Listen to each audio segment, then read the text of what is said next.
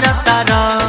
आई हो राजा जी जिन तेन टच ऐसे का करता पिया नरमी कलाई काहे धरता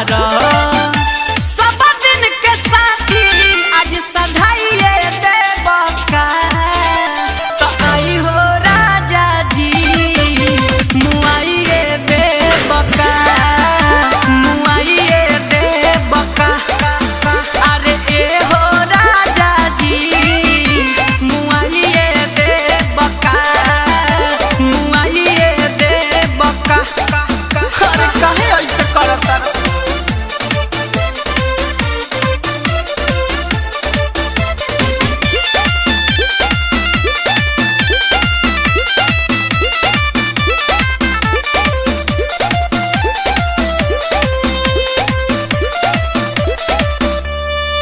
मनवा हर पाता